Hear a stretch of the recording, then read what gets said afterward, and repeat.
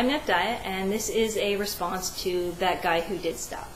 Now, he saw one of my videos and he had some questions for me about being Kemetic, and I'm going to try and answer those as best I can right now. For those of you who don't know, Kemeticism is a neo-pagan religion based on the religion of ancient Egypt. So that's the short version. I'm a little bit different than a lot of other Kemetics out there. I don't agree with a lot of them. So what you hear from me may be different from what you're hearing from other Kemetics. Now, the first question I got from Joel was, are you commanded by your God? Does your God order you to do things? And is your place to follow those orders? And the answer is no. It is not my place to follow the orders of my gods. It's not that kind of relationship. If you're asking about sort of morality commandments, then there is Ma'at, which is the universal laws or the universal balance. As much as there is a goddess that represents the universal laws, the deities are as much subject to Ma'at, the law, not the goddess, the laws, as humans are. So it's a much more equal footing than is in Christianity or any of the other religions of the books. There are these universal laws that encompass even the deities themselves. So it's a bit of a different dynamic than you're used to with monotheism. And it's a dynamic that I sought out. That was one of the reasons I was really attracted to Kemeticism, because the laws were for both divine and mortal. So, like I said, I deliberately picked that. My deities are more like role models. They're authority figures that aren't my direct boss.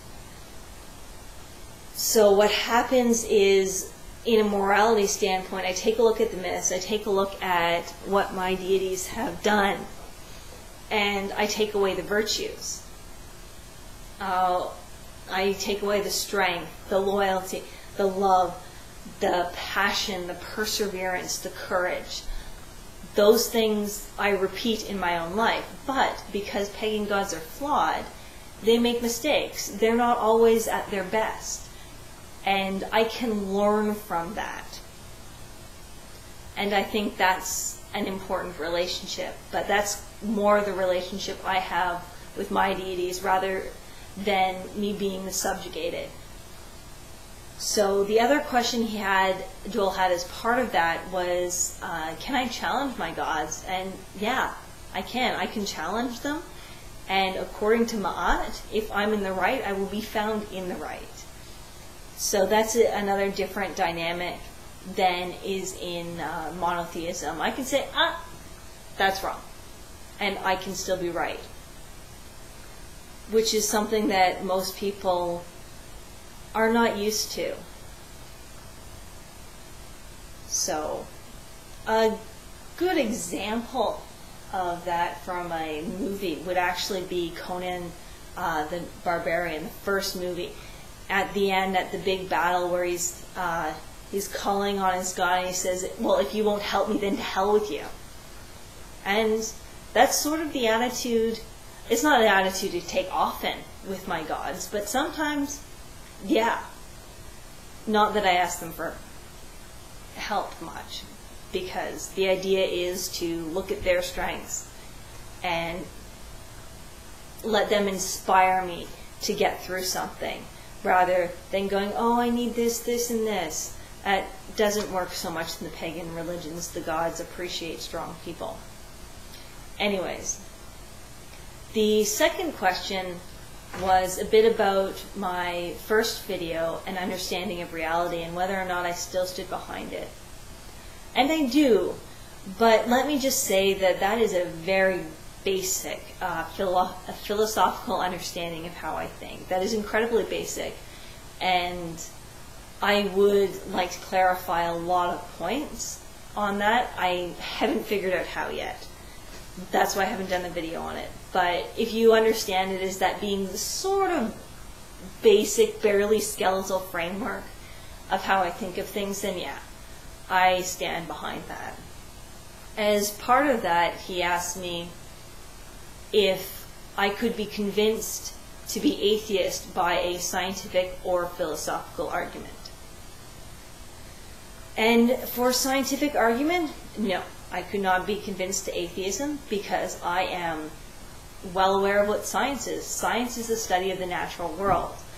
The divine, gods, by their nature are supernatural, and therefore science can make no comment.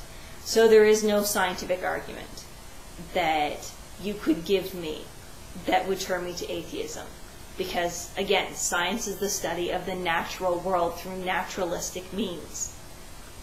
Gods are supernatural, and never the twain shall meet, sort of thing. So, science argument, no. Philosophical argument, I suppose I could be swayed by a philosophical argument, but I've yet to hear one, and I don't know what one would look like. I do know that the philosophical argument would have to overcome 3 major challenges. The first is that it doesn't matter to me whether my gods are objectively real. I still get the same things out of them, whether they're just in my head or whether they're objectively real. So it's very hard to say, well, it's all in your head, because I'm willing to concede that. I'm like, yeah, it could all be in my head. And that's fine with me, because it doesn't really change anything. The next thing is my irrationality. My belief is humans are meant to be rational, we're also meant to be irrational. And you can be as rational as you want, but that irrationality is always going to creep in. My faith is an expression of my irrationality. And I see no problem with that, so long as I have them in their 2 boxes and take them out when I need them. Science does not come in when I do rituals. When I'm at work, I have no religion, unless people ask me very specifically. The last thing is, I believe that myth has a lot to tell us about our own humanity. Myth has far more to say about us as humans, about what we love, about what we fear, about what we admire, than it has to say about any gods. What it tells us about our own psyche is more important. And that's one of the main reasons I am pagan, because I think these myths tell us so much about ourselves. And it's a reason I'm not Christian, because I find the library of myths is so incredibly limited in monotheism. Whereas if you're a pagan, yeah, you may have your primary pantheon, but all gods are real. I believe in all gods. So the richness of myth allows me to explore the whole of the human soul. And those are the 3 things that you'd have to overcome with a philosophical argument. I take it would be very difficult. So I hope I've answered your questions. I hope I haven't rambled too much. And bye for now. If you have any more questions, feel free to ask anytime. Later.